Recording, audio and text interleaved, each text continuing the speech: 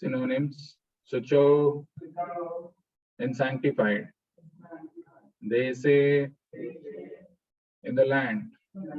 Pratisthapya, placing. Thiram, firm. Asanam, seat. Atmanaha, self-dependent. Na, not.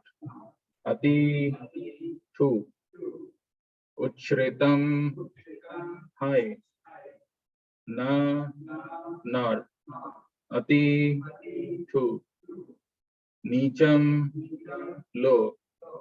Chaila, ajina, soft cloth and deer skin. Kushottaram, kusha grass.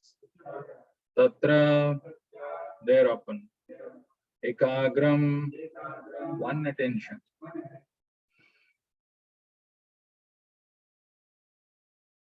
Manaha, mind. Kritva, doing so. Yadachitta, controlling the mind. Indriya, senses. Kriyaha, activities. Upavishya, sitting on. Asane, on the seat. Yunjat, execute. Yogam, yoga practice. Atma, heart. Visuddhaye, for clarifying. Translation and purport by His Divine Grace A.C. Bhaktivedanta Swami Srila Prabhupada. Translation: to practice yoga, one should go to a secluded place and should lay kusha grass on the ground and then cover it with a deer skin and soft cloth. The seat should neither be too high nor too low and should be situated in a sacred place. The yogi should then sit on it very firmly and should practice yoga by controlling the mind and the senses, purifying the heart, and fixing the mind on one point. Translation with repetition. To practice yoga, one should go to a secluded place and should lay kusha grass on the ground and then cover it with a deer skin and a soft cloth. The seat should neither be too high nor too low and should be situated in a sacred place. The yogi should then sit on it very firmly and should practice yoga by controlling the mind and the senses, purifying the heart, and fixing the mind on one point. Purport by Srila Prabhupada. Sacred place refers to places of pilgrimage. In India, the yogis, the transcendentalists, or the devotees all leave home and reside in sacred places such as Prayag, Mathura, Vrindavan, Rishikesh, and Haridwar. And in solitude, practice yoga where the sacred rivers like the Yamuna and the Ganges flow. But often this is not possible, especially for Westerners. The so-called yoga societies in big cities may be successful in earning material benefit, but they are not at all suitable for the actual practice of yoga. One who is not self-controlled and whose mind is not undisturbed cannot practice meditation.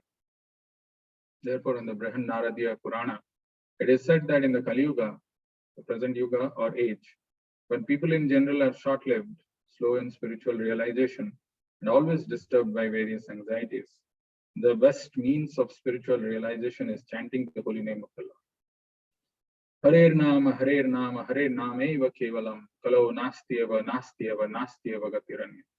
In this age of quarrel and hypocrisy, the only means of deliverance is chanting the holy name of the Lord.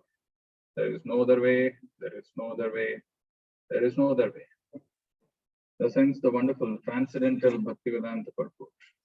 Om Ajnana Timirandhasya Jnananjana Shalakaya Chakshurunmilitam Yena Tasmai Shri Gurave Namaha Nama Om Vishnu Padaya Krishna Prasthaya Bhutale Srimate Bhakti Vedanta Swamin Namine Namaste Saraswate Deve Gauravani Pracharine निर्विशेषा शून्यवादी पाश्चात्य देशतारिणे जय श्री कृष्ण चैतन्य प्रभु Nityanand Shri Advaita Gadadhar श्रीवासादि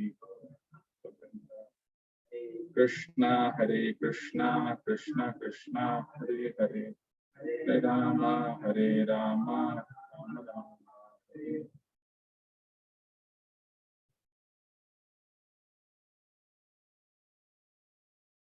Hare Krishna.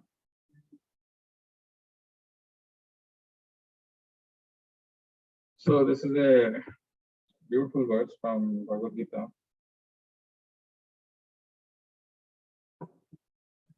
And we are in the 6th chapter of Bhagavad Gita. The acronym for this is EASY. E stands for enemy or friends, which we've been discussing in the first section of this chapter. A stands for Ashtanga Yoga, and today is the verse which talks about the actual process of Ashtanga Yoga. S stands for what is the fate of the person who is successful or unsuccessful, what happens to them, and Y stands for the topmost yoga. So what happens is when we hear a verse like this, which says, okay, the title for today's class is How to Perform Ashtanga Yoga. And I don't know how many people see even those titles because it all looks same in the course of when we receive different notifications for our program. It says how to perform Ashtanga Yoga. And the verse is Shacho Desha Pratisthapya Sthiram Asanam Atmanah Nati Uchritam Nati Nicham Chaila Jina Kusottaram Tatraikagram Manah Kratva Yat Chitendriya Kriya Upavishyasane Yunja Yogamatma Visuddha. Sucho Desha Pratisthapya. So to practice this, one has to go to some secluded place. One has to sit in a place, lay some kusa grass, soft cloth and deer skin and a kusa grass. It should not be too high, it should not be too low. Chailajina kusotram tatraikagram manah kritva. Then you have to make your mind ekagram, just thinking about one pointed thing. Manah kritva yata chittendriya kriya. Upavisyasane yunjad yogam atma visuddhe. One has to sit very firmly and should practice yoga by controlling the mind and the senses, purifying the heart and fixing the mind on one point. So yoga matma visuddhaya, one has to purify and then focus the mind on one thing. I don't know how many of you will be excited to jump from your seat when you hear that you have to do all these things. Sucho dese pratisthapya sthiram asanam atmanah nati uchritam nati nicham. That samagriva kaya, that verse will come. Okay, next verse it will come. Further Krishna will tell your neck, your mind and the body, it should be in one line. And then there are various other things. It will go the details of this Ashtanga Yoga because this chapter is about Sankhya. But very interestingly, Prabhupada's purport is a brilliant purport. And even a verse like this, without disrespecting, Prabhupada brings the essence of it and tells us what we need to do for our day-to-day life from this verse in the purport. I don't know how many of you have heard, but I certainly remember there is one chanting of Hare Krishna mantra which Harigopal Prabhu plays, where after Prabhupada's voice, the devotees were chanting, and maybe in I think 5 minutes or something, there is a voice of Prabhupada that says, "Set properly." Actually, there is nothing that Krishna says which Prabhupada has not incorporated or has not spoken about. The essence of what this verse is given by Prabhupada in a very nice way. Let's try to understand this. What Prabhupada is doing in the purport, we will go by strictly by that, whatever the verse is. So to understand that, I have divided this into 3 parts. We will talk about Sucho Desa Pratisthapya because Prabhupada begins the purport with the place of pilgrimage. Tatre Kagram Manah Kritva, the second one. And the third one that we will talk about is Yata Chittendriya Kriya. If you see the last line of the translation, the last thing which Prabhupada mentions in the translation is the yogi should then sit on it very firmly and should practice yoga by controlling the mind and the senses, purifying the heart and fixing the mind on one point. So Tatraikagram Manah Kritva is the center point. So he has to focus on one point. And Prabhupada talks about that in the book. Tatraikagram manakritva yata chittendriya kriya. He has to control the mind and senses. Yata chitta indriya kriya. So that is also one of the things which Prabhupada is mentioning, or the verse is talking, Krishna is talking, but it begins with Shucho Desa Pratishtha. So in the translation, if somebody sees without knowing the purport, he will see that he has to find some place which is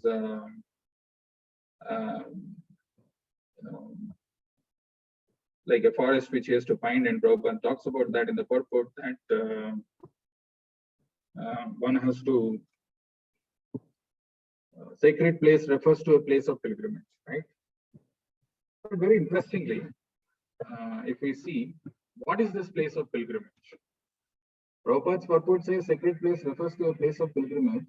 In India, the yogis, the transcendentalists of the devotees, all leave home and reside in sacred places such as Prayag, Mathura, and Vrindavan, Rishikesh, and Haridwar, and in solitude practice yoga.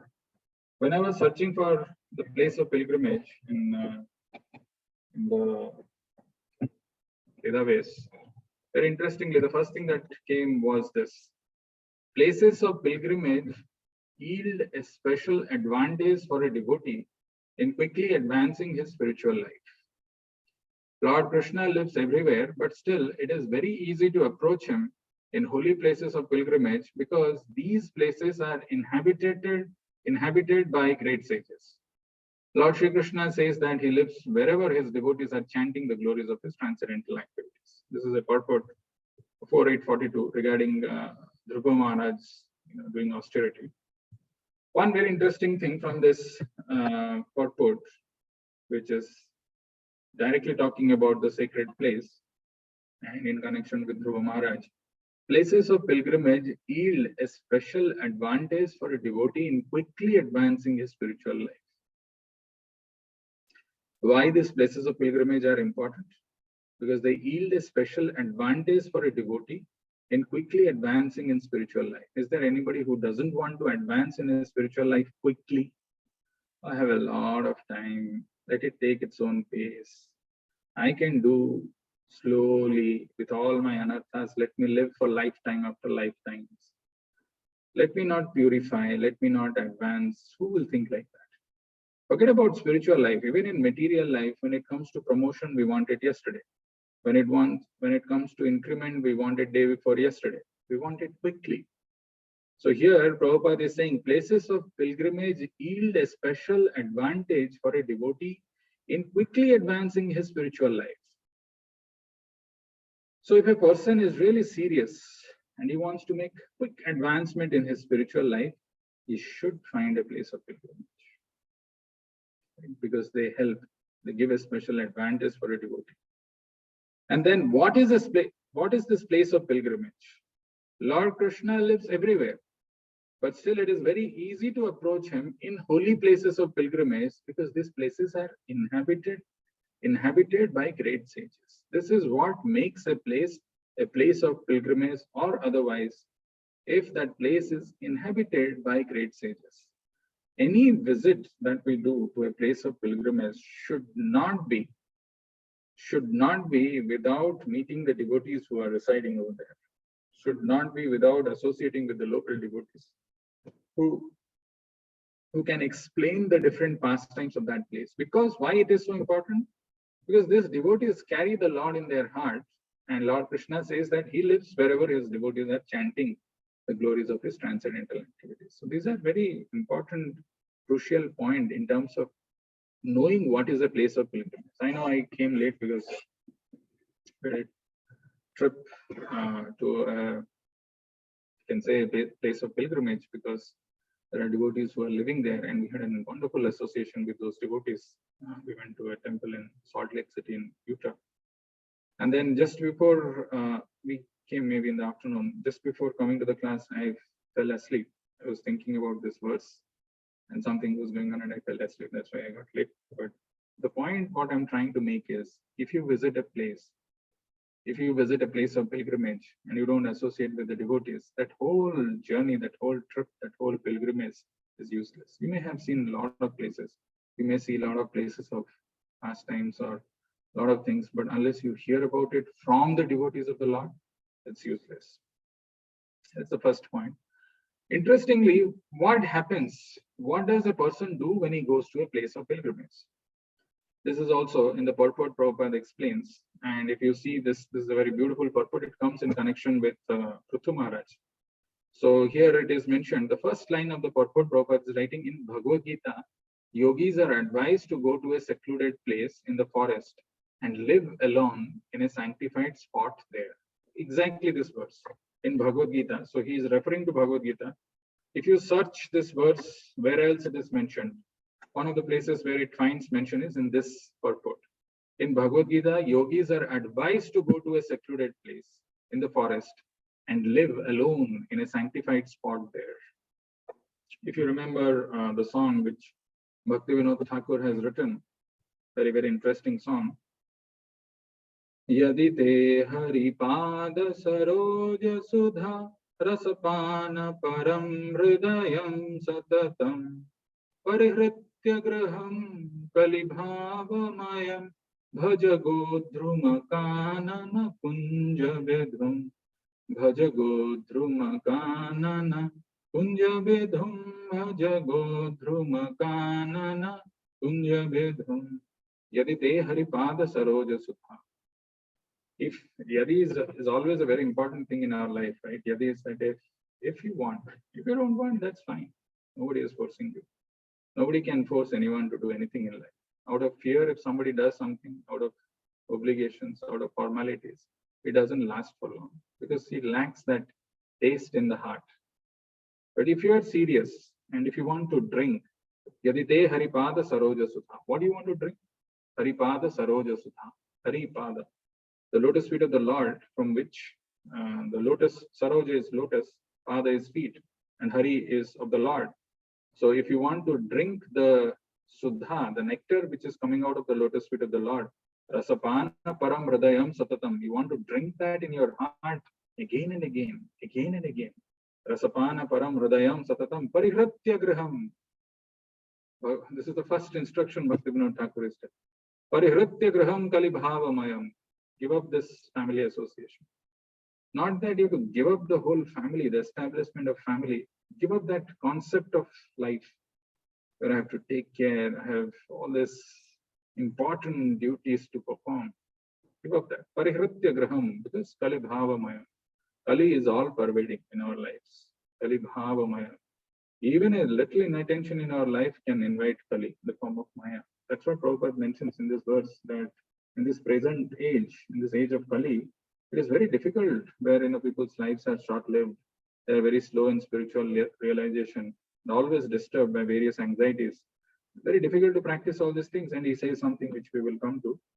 Parihritya graham kali bhavamayam bhaja godhrumakanana kunja vidhum. So Prabhupada is referring to this. Yogis are advised to go to a secluded place in the forest and live alone in a sanctified spot there. By Prithu Maharaj's behavior, we can understand that when he went to the forest, he did not eat any cooked food. What is the use? What is the point of going to a forest, which is considered to be a place of pilgrimage? But what is the point of going to a secluded place? It is mentioned here. By Prithu Maharaj's behavior, we can understand that when he went to the forest, he did not eat any cooked food sent from the city by some devotees or disciples. In the forest, where will you get some cooked food? Right? And he never depended on those, that somebody has to cook from somewhere else, from the city or by his disciples, and then he'll eat that. No. As soon as one takes a vow to live in the forest, he must simply eat roots, tree trunks, fruits, dried leaves, or whatever nature provides in that way. Prithu Maharaj strictly adopted these principles for living in the forest, and sometimes he ate nothing but dried leaves and drank nothing but a little water. Sometimes he lived on nothing but air, and sometimes he ate some fruit from the trees. In this way, he lived in the forest and underwent severe austerity, especially in regards to eating. And then Prabhupada summarizes this whole process of Prithu Maharaj living in the forest. In other words, that means he's summarizing. In summary, overeating is not at all recommended for one who wants to progress in spiritual life. Overeating is not at all recommended for one who wants to progress in spiritual life. Sri Rupa Goswami also warns that too much eating and too much endeavor, atyahara prayasascha, are against the principles by which one can advance in spiritual life. Very interestingly, if you see this purport, what one should do in a place of pilgrimage or when one goes to a secluded place, the essence of this can be captured by 3 O's and 1 A. The first O stands for over-endeavoring. Forest or a place of pilgrimage is free from over-endeavor. Not extra endeavor to make a comfortable life, do this, do that, and somehow or other, a little austerity here and there, I'm not able to tolerate, I want all kinds of comforts in life. Little temperature goes up, I need an AC. Little temperature goes down, I need full heater. I'm just giving an example. Anybody can justify anything that he does in life, but over-endeavoring is something which, if you remember that story of Loma Rishi, who had got full of hair, and he had got this benediction that one hair of his from his body will fall in one day of Brahma, right? And he was standing in 1 foot, and he was doing austerity and meditation. Some disciples realized that, oh, our Guru Maharaj is standing and is doing so much of austerities. Let's build a small hut for him, because the place in which he's standing, it's not good enough to protect him from sun and rain and all those kind of things. And they started building that. And by that sound of the construction, his meditation got broken, and he's chastised them, saying that don't waste your time. Don't waste this valuable human form of life in all this frivolous, trivial efforts. This endeavor is not worth it. But in our life, we make so many things so important, and we endeavor hard to maintain, to preserve, to protect, to give us that comfort, and we do that. That's called over-endeavoring. And a place of pilgrimage is usually free from over-endeavoring. If you're going to a place of pilgrimage, you don't have to endeavor hard. No arrangement for cooking, whatever is available, you eat that. The second O that Prabhupada mentions in the purport is not to be over-dependent on someone's mercy. The human life is so designed. The way it is designed is that a child, when it is born, it is dependent on the father. It is dependent on the mother. It is dependent on the parents. It is dependent on so many things. As he grows up, he is still dependent. And the dependency increases as he gets married. Now he is dependent on his wife to protect or to give him some food. Then his children, and then he increases the dependency by buying a house, by having a credit card, and the dependency just goes on and on and on. So the second thing which Prabhupada is saying, that a place of pilgrimage, when it goes, it should not be over dependent on someone's mercy. Someone should do something and then should come and feed me or take care of me. Expecting this kind of thing is the sign of material entanglement. Over dependent on someone's mercy. And the third thing exclusively which is mentioned, which I read the purport before this, is overeating. Overeating is another big problem in the sense, it's not about the quantity, because by so many calculations by the dietitians, the analysis that they have done, or the food that is required for the belly is very less.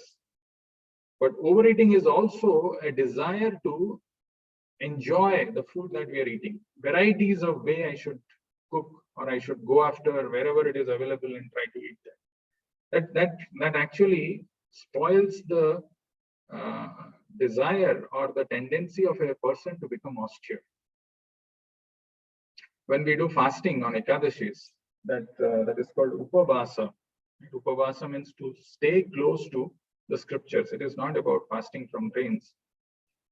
By that process of fasting, when the malas in the belly and our mind are less, then we can focus more on the scriptural things. Upavasa, we can stay close to that. That's the whole essence of fasting, not to prove, show, or something like that. So no over-endeavoring, no dependent on someone's mercy, no overeating. And the fourth one is artificial necessities of life. In this life, people have created so many artificial necessities for them. I want this for my life. I want to have that. And without that, life will not work. I need a smartphone. I need this gadget. I need a Bluetooth device, I need this speaker, that thing, all kinds of things. These are all artificial necessities of life. Life is not dependent on this. These are necessities created by us. So a place of pilgrimage is usually free from all these four places. That is why a yogi, a devotee is advised to go to such places and practice this process in seclusion. However, this is in continuation with the same purport towards the end Prabhupada is writing. However, Westerners or anyone else can follow in the footsteps of Srila Bhaktisiddhanta Saraswati Thakur by living in a temple which is transcendental to residence in a forest, and to vow to accept Krishna Prasad and nothing else, follow the regulative principles and chant 16 rounds daily of the Hare Krishna mantra. In this way, one's spiritual life will never be disturbed. Actually, the beauty of our acharyas, they take the essence, the principles, which we may not understand. We may, if we would have read on our own, maybe we would have, if we have been serious, which is very difficult, very rare, but assuming we read it, we understood, and we are serious, we would have looked for a place of pilgrimage, right? To go there. So they say pratishtha. But what Bhaktisiddhanta Saraswati Thakur is telling that for Westerners or for anyone else, it is very difficult to find such place. So he can find a temple, which is also like a forest, and it is transcendental to residence in a forest. It is similar. And to vow to accept Krishna Prasad and nothing else, follow these regulative principles and chant 16 rounds daily of the Hare Krishna mantra. In this way, one's spiritual life will never be disturbed. As soon as we are in a temple, we should know that very well that we are situated differently from the material world. This is the point which I want to drive, and which Bhaktisiddhanta Saraswati Thakur and Prabhupada is talking about. This is a very interesting thing, that we may be in some place, whatever our background may be, whatever we are doing, whatever we are placed based on our past karma and by Krishna's sanction, we are there in different places. But if we really want to harness that spiritual potency, if we want to access the spiritual power which is there in a place of pilgrimage, we should go, we should get connected with Krishna. We should get connected with the Krishna's temple. And nobody should think that because of me, the temple is being maintained. I am doing this because of that, the temple is running. I am doing this service. I am for Krishna, for me, because of me or because of my service, this temple is running this way or that way. It's actually foolish. It is because Krishna's temple is there, we are getting a small little chance to engage in devotional service. Not that by our service, the temple is run. It is for our benefit that we are getting this opportunity to associate, to getting an opportunity to do, to engage, to render some practical devotional service to the Lord. So that's why Prabhupada is writing in the purport, as soon as we are in temple, we should know very well that we are situated differently from the material world. It is said, therefore, that to live in the forest is in the mode of goodness, to live in the city is in the mode of passion, and to live in a brothel, liquor shop, or slaughterhouse is in the mode of ignorance. To live in the temple means to live in Vaikuntha Loka. Everything in the temple is as worshipable as Lord Vishnu or Krishna. There are beautiful deity forms of Nitai Gauranga. There are devotees who are chanting Hare Krishna mantra. When we come together to this place of pilgrimage, which is very essential in this material world, in this desert-like material world, where these temples are pockets of oasis, where we can get shelter, where we can have darshan of the Lord, where we can get prasadam, where we can get to talk about Bhagavad Gita and Bhagavatam. That is like that forest. That is like that secluded place.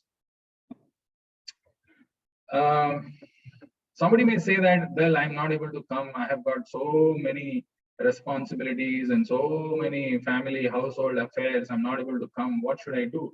In the 13th chapter of Bhagavad Gita, in the verses of items of knowledge, actually there is one items of knowledge which comes Putra Dara Grihadishu. One has to have detachment for Putra Dara Griha, right? So the sons or the wives and the houses, one should develop an attachment. But how beautifully Prabhupada explains that point, let's see that, how practical it is. As for detachment from children, wife and home, it is not meant that one should have no feeling for this. They are natural objects of affection. Mind you, these are natural objects of affection. It is natural. The arrangement, the creation is created in such a way that it is natural to have affection for them. These are not artificial things. But when they are not favorable to spiritual progress, then one should not be attached to them. The best process for making the home pleasant is Krishna consciousness. These words by Prabhupada are very carefully chosen. He's not writing the best process for making the home pleasant is following the four regulative principles, which people force, stress that you must follow, or you must chant, you must do this. No, the best process for making the home pleasant is Krishna consciousness. Jena Kena Upayana. Somehow or other, if the family members become Krishna conscious, that is how the home can become pleasant. If one is in full Krishna consciousness, he can make his home very happy, because this process of Krishna consciousness is very easy. So what you have to do, there are four things which Prabhupada is mentioning in this purport. The first thing, one need only chant Hare Krishna, Krishna Krishna, Hare Hare, Hare Rama, Rama Rama, Hare Hare. First thing that one has to do in a family, in a household or life where it is difficult to practice Krishna consciousness, sit in one place and chant. One need only chant Hare Krishna Mahamantra. First thing. Second, accept the remnants of foodstuff offered to Krishna. Take only Krishna Prasada. Third, have some discussion on books like Bhagavad Gita and Srimad Bhagavat. And fourth, engage oneself in deity worship. These four things will make one happy. One should train the members of his family in this way. The family members can sit down morning and evening and chant together Hare Krishna, Krishna Krishna, Hare Hare, Hare Rama, Rama Rama, Hare Hare. If one can mold his family life in this way to develop Krishna consciousness, following these four principles, then there is no need to change from family life to renounced life. But if it is not congenial, not favorable for spiritual advancement, then family life should be abandoned. One must sacrifice everything to realize or serve Krishna. The whole essence of reading this chapter that we are doing in the morning, the discussion between Narad Muni and Vedavyas, is this essential point which Prabhupada is mentioning here also. One must sacrifice everything to realize or serve Krishna, just as Arjuna did. But if it is not congenial, not favorable for spiritual advancement, then family life should be abandoned. One must sacrifice everything. Actually, every single sacrifice that we are making in terms of our time, in terms of our efforts, in terms of our money, and we are engaging in Krishna's service, we are getting spiritualized. This is the greatest benefit. In the third chapter, there is a verse which comes, third chapter, Karma Brahmodbhavam Vidhi Brahmakshara Samudbhavam Tasmat Sarvagatam Brahma Nityam Yagyam Pratishtitam. Very beautiful verse. Karma Brahmodbhavam Vidhi Brahmakshara Samudbhavam Tasmat Sarvagatam Brahma Nityam Yagya Pratishtitam. Regulated activities are prescribed in the Vedas, and the Vedas are directly manifested from the Supreme Personality of Godhead. Consequently, the all-pervading transcendence is eternally situated in acts of sacrifice. So when we are acting regulated, in the regulated way, as prescribed in the Vedas, and we are doing the sacrifice, we are actually achieving all transcendence. So one must sacrifice everything to realize or serve Krishna, just as Arjuna did. Arjuna did not want to kill his family members, but when he understood that these family members were impediments to his Krishna realization, he accepted the instruction of Krishna and fought and killed them. In all cases, one should be detached from the happiness and distress of family life, because in this world, one can never be fully happy or fully miserable. You see, these are all very practical principles which we have to understand. Place of pilgrimage is not something which is in a forest which you have to go. The temple is the temple itself is a place of pilgrimage. What you should do in a place of pilgrimage? Triple O and A, right? Free from overeating, over-endeavoring, free from over-dependency on others' mercy, and free from accepting the different artificial necessities of life. Then if you're not able to go and do, if you are in a household life, what you should do, that is also given in this verse. But one may still question and say that, well, I've been doing all these things, what you have been telling, I've been chanting, I've been coming, I've been doing all these things, yet I'm not getting any result. What about that? So that very interestingly, actually, these are all beauties of Srila Prabhupada. And this really, when you see these things, these connections, it it excites you, it prepares you, it tells you your goals to achieve, and it makes you really, this process works. This is very interesting, even if you read very carefully the first verse of the first chapter of Bhagavad Gita. First chapter, first verse. Dhritarashtra Vacha, Dharma Kshetra Kurukshetra, Samaveta Yuyutsava, Mamakaha Pandavaschaiva, Kim Apurvata Sanjaya. In that also Prabhupada talks about Dharma Kshetra, which is also a place of pilgrimage. Very interestingly, in the purport, Prabhupada mentions about this point.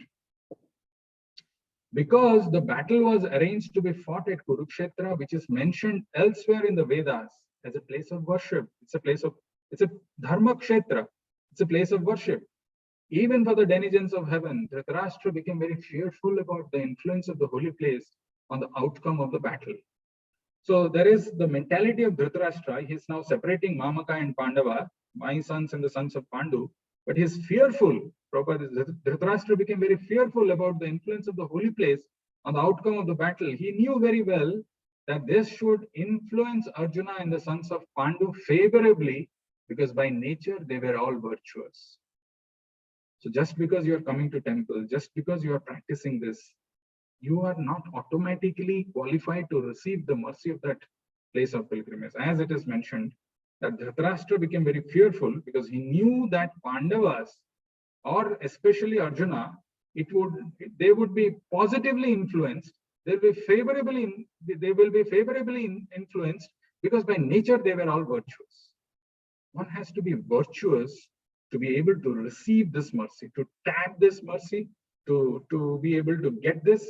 Not everybody, even Dhritarashtra and even Duryodhana and Pati were also present in the Dharma Kshetra. They were not influenced. But he's saying he knew very well that this would influence Arjuna and the sons of Pandu favorably because by nature they were all virtuous. So one has to be virtuous to be able to receive this. This is the first part. Sucho Desya Pratishtapya. Let's go to the next one. Right? As I told that we will go to two more things. So the second one is Tatrekagram Manah Kritva. This is a very central point. The whole verse, the whole chapter, Prabhupada is saying, Krishna is telling you control your mind, you control your senses, so that Tatrekagram Manah Kritva. Your mind can be focused on that one point. And even in our Krishna conscious philosophy, it is mentioned Satatam Kirtayantum Mam, or Nitya Yukta Upasate. It is always focusing. Savai Mana Krishna Padaravindayor, or it has to be one pointed. Any other references? Tasmad Ekena Manasa Bhagavan Satvatam Patihi Vyavasayatmika Buddhi Ekeha Kurunandana. So all these are pointing about having that one pointed attention. Now the question is,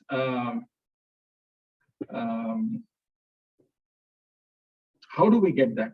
How do we become that one pointed attention? Or what is it? Tasmad Ekena Manasa, that point, how do we achieve that? I found this in connection with Vidura instructing to Dhritarashtra. That one section of Bhagavatam, one person, if he is in any kind of illusion, if he feels that he's lost, he's not getting inspiration, he's not having enough motivation to practice devotional life or anything, the words of Vidura to Dhritarashtra are so sharp and so spiritually potent, it can dissolve all kinds of material illusions, all kinds of doubts. It has so much of power. In that reference, when Vidura is instructing the Dhritarashtra, he's using one word called Krishna Devataha. Okay. And this word is a very important word because Prabhupada is explaining that in the purport.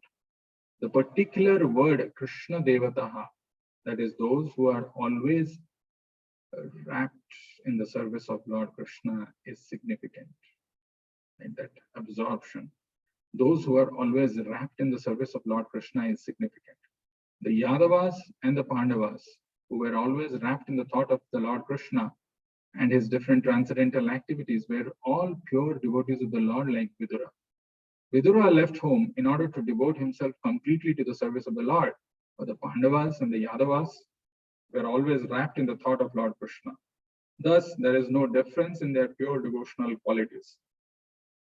Either remaining at home or leaving home, the real qualification of a pure devotee is to become wrapped in the thought of Krishna favorably. This is actually one very crucial and critical point. Either remaining at the home or leaving home, the real qualification of a pure devotee is to become wrapped in thought of Krishna favorably. That is, knowing well that Lord Krishna is the absolute personality of Godhead. This word which is used in this connection, I have not got the verse here, but it says Krishna Devataha. So that mind, or this devotees, they are wrapped in their attention. What is the difference which separates a normal person from a devotee who's absorbed in Krishna's thoughts? What is it? What is that single point difference? The difference is their thoughts. They're always absorbed. And that absorption is so powerful and so striking. This is what is, this is what touched the Westerners when Prabhupada came and spoke to them, because he's always absorbed in the thoughts of Krishna. Unfortunately for us, that absorption doesn't even come only for the time when we are doing our devotional activity. Even in that time also it doesn't come. When we are doing Mangalarti, or when we are chanting Krishna's names, or when we are hearing Bhagavad Gita, Bhagavatam class, which also is not very regular, but when we are doing that, there also our attention is not there. And that attention not being there makes the whole difference. We are not able to taste the Krishna consciousness process. We are looking for pleasure in some other way. Somebody should acknowledge, appreciate, accolade. Something should happen, then only I'll be, or some nice, tasty thing should come, or I should go and hear Bhagavatam, Bhagavad Gita, where I should get some rasa in hearing some jokes or some stories, and I remember that. But I don't go into the details, the actual core principle of Krishna consciousness. Reason being, our attention, our absorption is very, very low. Either remaining at home or leaving home, the real qualification of a pure devotee is to become wrapped in the thought of Krishna favorably. That is knowing well that Lord Krishna is the absolute personality of Godhead. Very interestingly, you may say that, how do I do that though? Because I have got my office work, I have got my children to take care, I have got my household affairs to do. For most householders, this is the common problem that they face. And how practically, Prabhupada, in this one verse, there is a chapter in the 7th canto, 14th chapter, which says the ideal grihastha life, the ideal householder's life. Actually, one should read that very nicely. Very, very beautiful chapter. Because most of us are householders. Right? And in that householder life, how do we execute Krishna consciousness practically? There is a verse which comes, very beautiful verse. This is Narad Muni speaking to Yudhishthira Maharaj. Shrinvan Bhagavato Abhikshanam Avatara Kathamratam Shraddhadhano Yatha Kalam Upasanta Janamrataha. Just reading the first verse of this. Translation is, a grihastha must associate again and again with saintly persons. And with great respect, he must hear the nectar of the activities of the Supreme Lord and his incarnations, as these activities are described in Srimad Bhagavatam and other Puranas. See, the grihasthas must associate again and again. Shrinvan Bhagavato Abhikshanam. Abhikshanam is continuously. It is required because the life of a householder is so complicated, and it is all that over endeavor, overeating, over dependent on somebody's mercy, and artificial necessities of life are filled in a grihastha, especially in a grihastha life. Very rare to find someone who's free from all these things. So that is why a grihastha must associate again and again with saintly persons, and with great respect he must hear the nectar of the activities of the Supreme Lord and his. With great respect, Avatara Kathamratam Shraddhadhano Yatha Kalam Upasanta Janabrataha. In this verse, there is this word Yatha Kalam, right?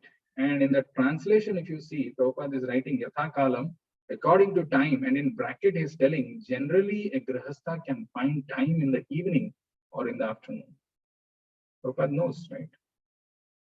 No matter how hard you say, get up, do this, the days when, for some reason, if you're not able, I see when sometimes we don't do our chanting in the daytime, how difficult it is.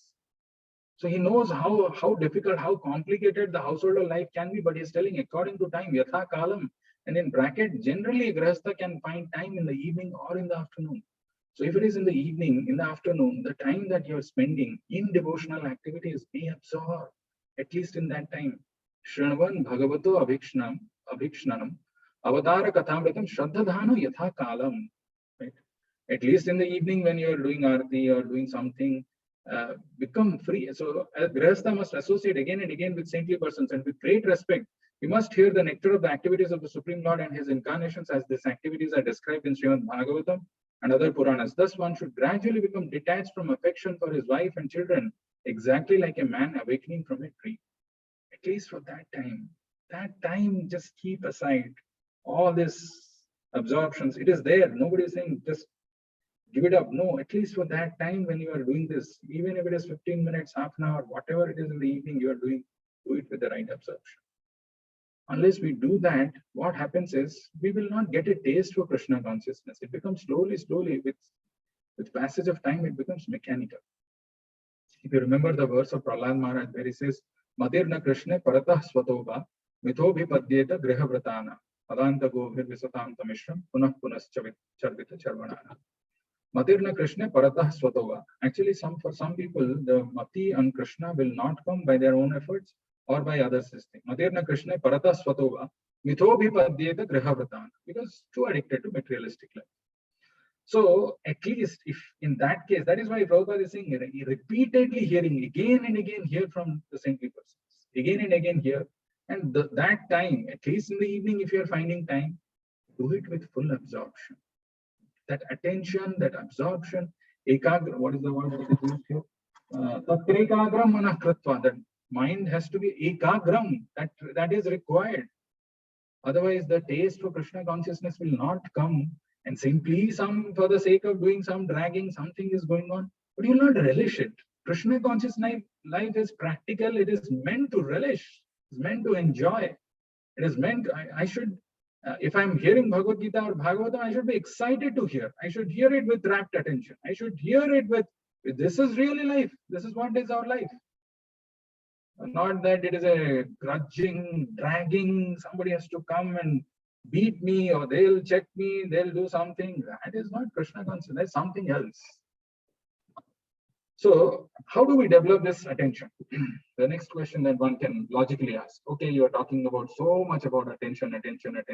Finally, okay, even if it is attention, and even if it is, that time, yatha kalam, which I'm spending, if I have to develop that attention, how does it come? That is mentioned in first canto, third chapter, 44th verse, the last verse of first canto, third chapter. Very interesting, these verses. Sukadeva Goswami presented Bhagavatam as he heard it from his great father. And so also Suta Goswami is presenting Bhagavatam as he had heard it from Sukadeva Goswami. Simply hearing is not at all. Pay attention to this. Simple hearing is not at all. Simple hearing is not all. It's not just simply hearing. Now, okay, चलो आज 7:30 बज गया, 7:30 Sunday Saturday हमको class सुनना है, बैठ जाते हैं, अपना काम करते रहो, इधर चलता रहेगा, and I'll hear. No. Simple hearing is not all. One must realize the text with proper attention. You just see how many times Prabhupada is using this word attention. One must realize the text with proper attention. The word nivishta means that Suta Goswami drank the juice of Bhagavatam through his ears. He just drank. When you are drinking, there is nothing like which is falling. It's not like you're somebody is pouring from your head, and then whatever could go, and something is falling from other sides of where something is also lost. No, you are drinking. It is going directly through the ears. The word nivishta means Suta Goswami drank the juice of Bhagavatam through his ears. That is a real process of receiving Bhagavatam. One should hear with rapt attention from the real person, and then he can at once realize the presence of Lord Krishna in every page. The secret of knowing Bhagavatam is mentioned here. Now pay attention. No one can give rapt attention who's not pure in mind. If you want to give attention, ask. No, not ask. Bhagavatam is telling if you're not pure in mind, rapt attention is not possible. Bhagavad Gita also it is mentioned, Bhogeshwarya Prasaktana, right? Taya Apahrita Chetasam. Vyavasayatmika buddhi samadhavuna vidhiyate. If one is too attached to Bhoga and Aishwarya, this is going on, enjoyment and opulence, Bhogeshwarya Prasaktanam, then the Prasaktanam, there is many branched. Bhogeshwarya Prasaktanam Taya Aparata Chetasam, the intelligence is stolen, it's kidnapped. Vyavasayatmika Buddhi Samadhavuna Vidhiyat. That fixed attention will not come. Here it is mentioned, no one can give rapt attention who's not pure in mind. No one can be pure in mind who's not pure in action. Mind is subtle, right? First, grossly, our action has to be pure. If our action is not pure, how will the mind be pure? And what is purity in action means? No one can be pure in action who is not pure in eating, sleeping, fearing, and mating. If one is not following these regulative principles and not taking Krishna Prasadam, no one can be pure in action who is not pure in eating, sleeping, fearing, and mating. Actions are not pure, then mind, then the mind can never be pure.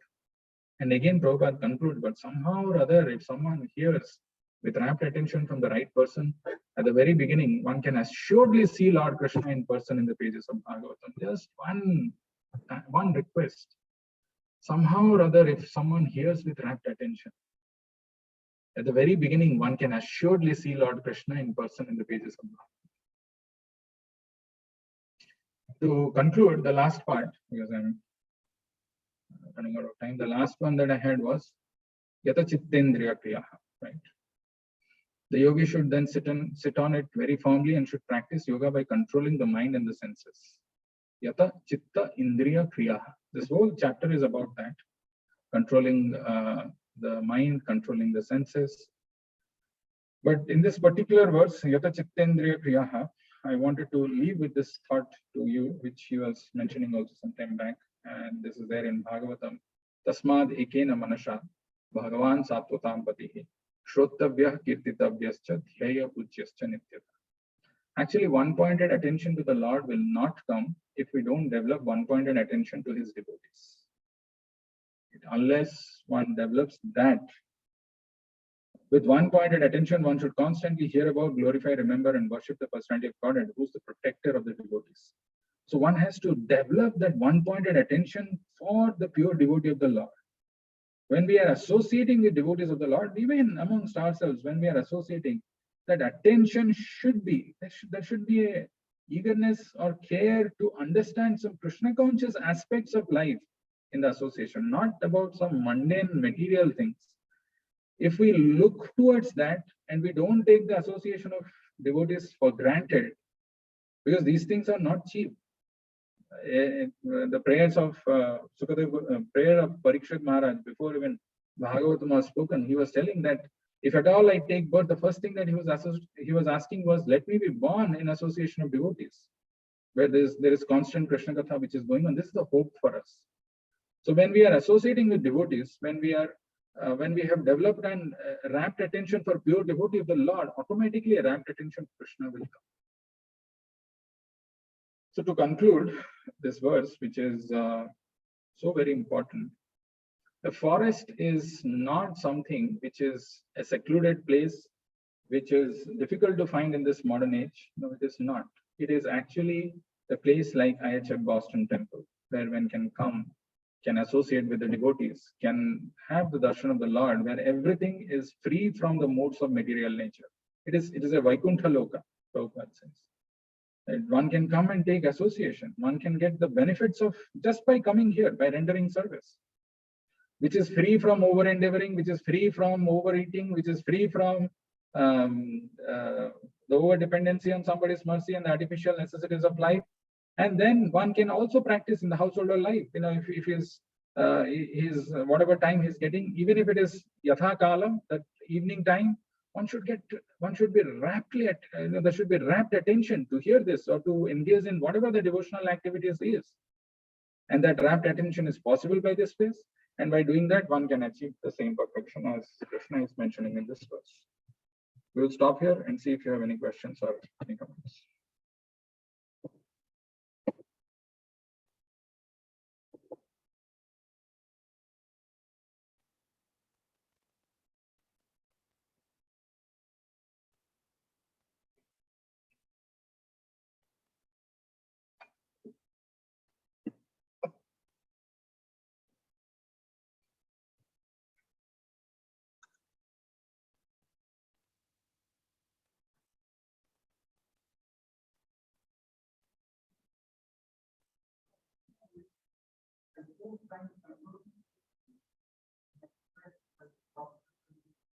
No, I mean, the goal is to control.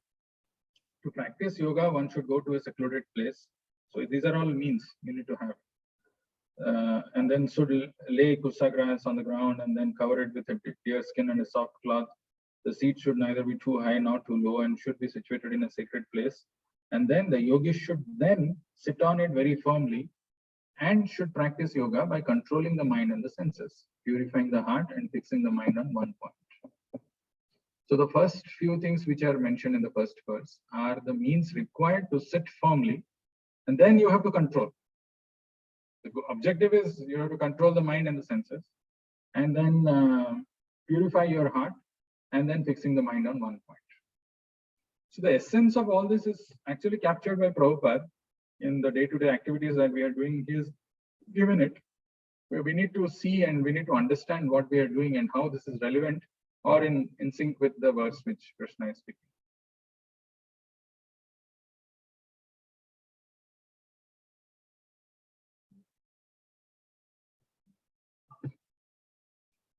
Huh? Eating. Pure in eating, sleeping, mating is that there's again it will come that yuktahara viharasya yukta chestasya karmasu yukta swapnavabodhasya yogo bhavati dukkha. Temperate in his habits of eating, sleeping, working, and recreation. That one is referring to following the four regulative principles, taking Krishna prasadam. But sleeping part is not too much sleeping, not too less. Temperate, being regulated. Regulation is a sign of a devotee. A person who's regulated, who's doing everything at a particular time, and there is no hodgepodge, it's a sign of a devotee. Sunyantrika.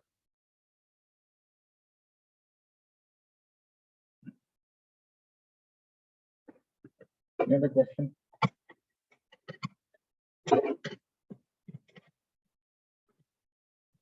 Okay, what are the four things which Krishna says a householder should do to be happy? Okay. Hare Krishna Prabhuji. Yes, chant Mahamantra and eat remnants which is like offered to Lord Krishna and associate with devotees regularly. No. Then okay, sorry, it is over endeavoring. No. Who can complete? First two are right. What are the last two? The last two is reading books like Bhagavad Gita and Srimad Bhagavatam and DT worship. DT worship. These two things are different from associating with devotees, and one more thing which you told over and over. They're all mixing up. First thing is to chant Hare Krishna Mahamantra together in the family for all the family members to make the home a pleasant place. Second thing is to take Krishna Prasadam. Third thing is to discuss something from the verse of Bhagavad Gita and Bhagavatam. And the fourth thing is deity worship, some form of deity worship.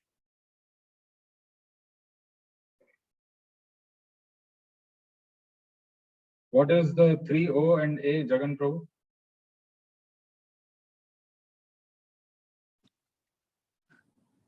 Prabhu, overeating, over endeavoring,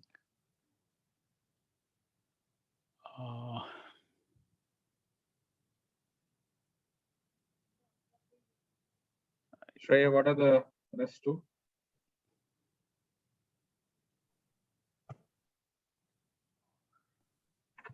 Prabhu, sorry, I didn't remember that, Prabhu. What are the 4 O's and A? Over endeavoring, over dependent on someone's mercy, overeating, Yes. artificial necessities of life. Very nice. Very good.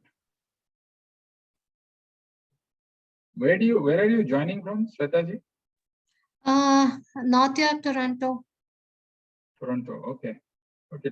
Ankit, where are you? Are you in Toronto? Yes, near to Toronto in Mississauga. Very nice, Shwetaji, it's all correct. Hare Krishna, Okay. Prabhu. Hare Krishna. What is Yatha Kalam? What does it mean? The word meaning? What is it the Prabhupada saying? Jagannath Tirtha Prabhu.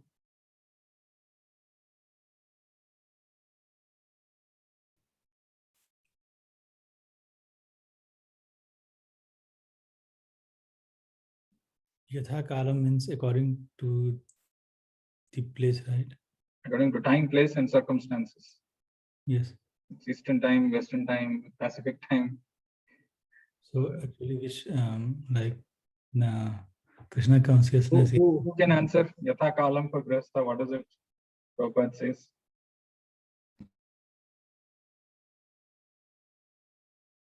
Bhagavatattu Prabhu. Okay, Shrey, you're unmuting. It's common for grihasthas to get some time, Prabhu, in afternoon and evenings, as per Prabhupada's description. It's so practical, no? Is it true or not? Yes, Prabhu, very true, Prabhu. So at least during that time, whatever we are doing, the devotional activity that is necessary, there is a necessity to be absorbed. Krishna's thoughts. Okay, just because we are in the place of pilgrimage, can we receive all the mercy, or is there something required? What is the first chapter, first verse of Bhagavad Gita talking about?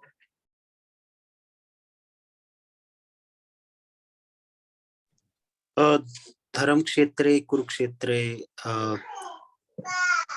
धर्म क्षेत्र कुरुक्षेत्र ये सबको मालूम है भाई. वो Prabhupada purport में क्या बोल रहे हैं? How, what is the qualification that Pandavas had, or especially Arjuna had?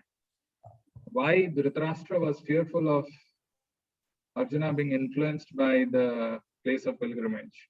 Who can say? Ankit, you got -10. You lose the chance to answer.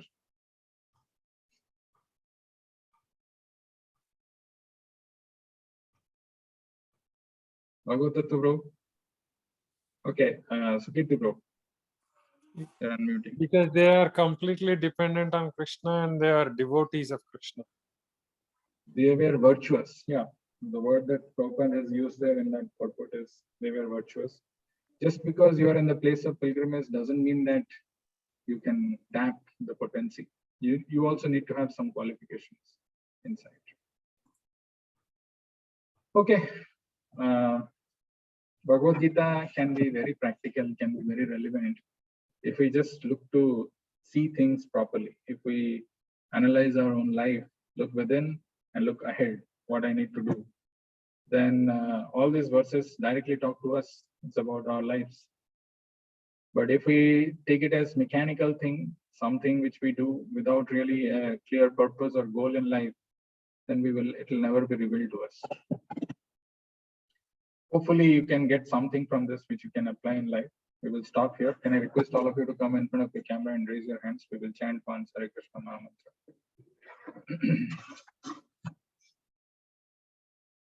Hare Krishna, Hare Krishna, Hare Krishna, Hare Krishna, Krishna Krishna, Hare Hare, Krishna Krishna, Hare Hare, Hare Rama, Hare Rama, Hare Rama, Hare Rama, Rama Rama, Hare Hare.